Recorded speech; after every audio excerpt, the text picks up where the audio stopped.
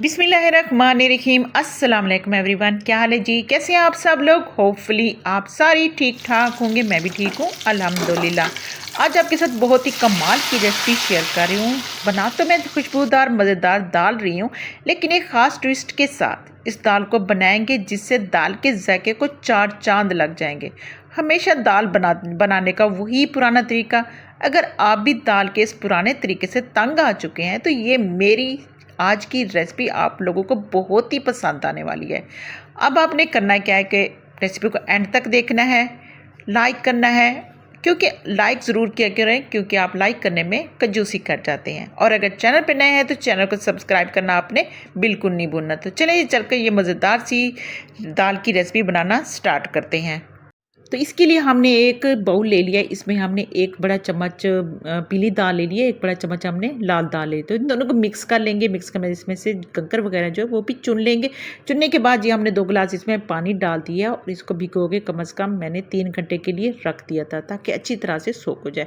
इसके बाद जी रखने के बाद जी हम इसके बाद 3 घंटे के रखने के बाद जी हमने अब इसको पकाना स्टार्ट करते हैं। इसके लिए मैंने एक कढ़ाई लिया और कढ़ाई में हम डालेंगे दाल डाल देंगे। इसके साथ ही इसमें अदरक लहसुन का पेस्ट डाल दिया है, प्याज डाल दी है, एक मीडियम साइज़ का कट करके, और एक साथ ही हमने बड़े साइज़ का टमाटर डाल दिया है और हल्दी डाल दी है, नमक डाल दिया और लाल मिर्च पाउडर डाल दिया। लाल मिर्च 1 टीस्पून डाला है और हल्दी हमने ½ टीस्पून डाल दी। इसके साथ ही एक तेज़पात का लीफ डाल देंगे और इसके साथ ही एक बड़ी इलायची को खोल कर डाल देंगे ताकि बेहतरीन खुशबू है। इसके बाद ही हमने 2 गिलास इसमें पानी डालना है और इसको हम चूल्हे पर चढ़ा देंगे। वैसे तो ये मैं कुकर में बनाती हूँ, लेकिन आप लोगों के लिए मैं इसे कढ़ाई में बना रही हूँ, मतलब पतीली में बना रही हूँ। अगर आप चाहे तो कुकर में बना लें क्योंकि इससे जल्दी बन जाती है। तो ये देखिए हमने इसको मिक्स किया। मिक्स करने के बाद जी इसको हम चूल्हे पे चढ़ा देंगे और इसको चढ़ाने के बाद जी हम इसका सेकंड जो पोर्शन है वो स्टार्ट करते हैं। तो ये जब तक गलती है तो ये देखिए हमने इसको इसको हमने चूल्हे पे चढ़ा दिया। तो इसके बाद जी हम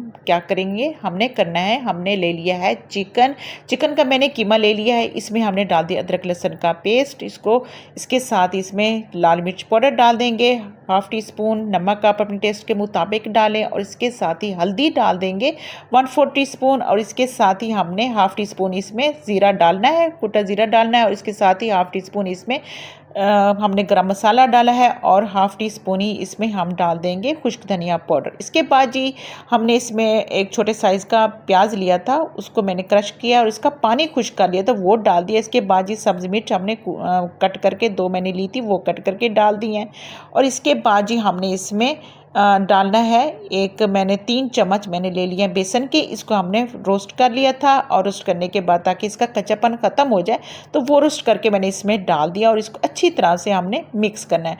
अगर आपकी बाइंडिंग सही नहीं हो तो आप एक जो अंडा होता है ना, छोटे साइज़ का अंडा भी इसमें डाल सकते हैं। तो ये देखिए इसको हमने कर लिया और अच्छी तरह से मिक्स कर लिया और इसके बाद ही हमने इसके बेहतरीन मज़ेदार गुल से कोफ्ते बनाने हैं। तो कोफ्ते बनाने के लिए हमने पहले हाथ पे लगाया ऑयल और इसके बाद ही हमने इसके ये देखिए जिस साइज़ में आप बनाना चाहें तो आपने इसके कोफ्ते बना लेना है। तो ये देखिए सारे कोफ्ते हम इस तरह बना के रख लेंगे।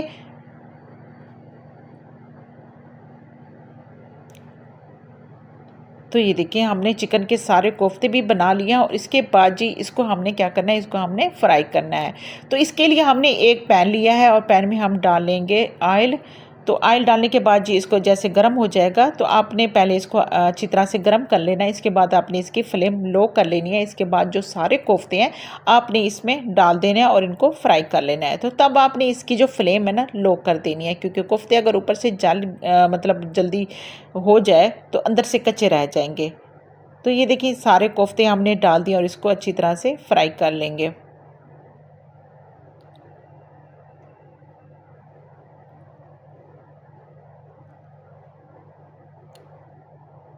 ये देखिए इसी तरह सारे कोफ्ते आपने कर लेना है, फ्राई कर लेने हैं और फ्राई करने के बाद आपने इनको एक प्लेट में निकाल देना है। तो ये देखिए मज़ेदार से कोफ्ते हमारे बिल्कुल तैयार हो गए हैं। तो ये मज़ेदार सी दाल जब आप बनाएंगे ना तो आपको बहुत मज़ा आएगा, आपके घर वाले सारे पसंद करेंगे, क्योंकि ये रोज़ाना हम वही पुराने तरीके से दाल बनाते हैं जिसका हमें इतना मज़ा नहीं आता। तो बच्चे सारे बड़े सारे चाहते हैं कि कुछ ना कुछ ट्विस्ट हो, इसमें कुछ ख़ास हो, कुछ नया हो। तो इसके लिए हम जी दाल कोफ्ते बना रहे हैं। तो ये देखिए दाल हमारी अच्छी तरह से अच्छी तरह से टेंडर हो गई है तो इसमें जो हमने खड़े मसाले डाले थे, जैसे कि जी हमने इसमें डाला था बड़ी इलायची और साथ ही हमने तेज़पात के पत्ते डाले, तो वो हम निकाल देंगे क्योंकि इनका अब काम ख़त्म हो गया और सारा जो इसका जायका है हमारी दाल में आ गया है।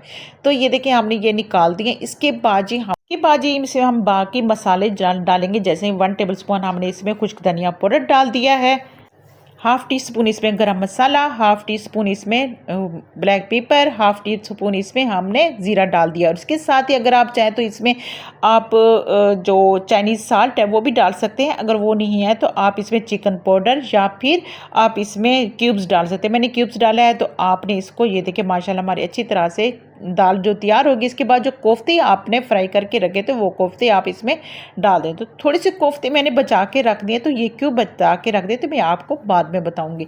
तो ये देखिए हमने इसको अच्छी तरह से मतलब हमारी वो भी टेंडर हो गई है, दाल भी अच्छी तरह से टेंडर हो गई है। तो इसके बाद हम इसका तड़का तैयार करते हैं। तो जिस ऑयल में हमने किए थे कोफ्ते फ्राई किए थे, इसमें हम डाल दें इसका तड़का तैयार करें। इसमें हमने 1 टेबलस्पून लहसुन डाल दी है, 2 सब्ज़ मिर्च डाल दी हैं और इसके साथ ही 1 टीस्पून हम इसमें डाल देंगे ज़ीरा और इसको अच्छी तरह से हमने इसका तड़का तैयार करना है। तो ये देखें अच्छी तरह से हम इसको कर लेंगे, फ्राई कर लेंगे, तड़का तैयार कर। इसके बाद ये तड़का हम इसमें दाल में डाल देंगे तो मज़ेदार खुशबूदार हमारी जो दाल है ना वो तैयार हो गई है। तो ये देखिए हमारी कोफ्ता दाल तैयार हो गई है। तो मैंने इसको कोफ्ता दाल का नाम दिया। अगर आप जो भी इसको नाम देना चाहें तो ये आपकी मर्ज़ी है। तो इसके बाद इसको और मज़ीद मज़ेदार टेस्टी और यमी करने के लिए जी दाल और दाल के साथ देसी घी ना हो तो ये मज़ा बिल्कुल नहीं आता। तो इसके लिए हमने इसमें देसी घी डाल दिया है, तो ये इससे इसके टेस्ट को और 4 चांद लगा देगा। तो ये देखें देसी घी डाल रहा है और इसके बाद इसको मिक्स करेंगे और इसके बाद ये आपने इसमें सब्ज़ धनिया डाल देना है। तो मज़ेदार सी करारी चटखारे वाली और जी ज़बरदस्त सी दाल हमारी बिल्कुल तैयार है। तो ये देखें, तो चलें चलते हैं इसको। अब हम ये देखें मज़ेदार सी दाल कोफ्ता हमारी तैयार हो गई है। तो चलें चल के इसको हम डिश आउट करते हैं।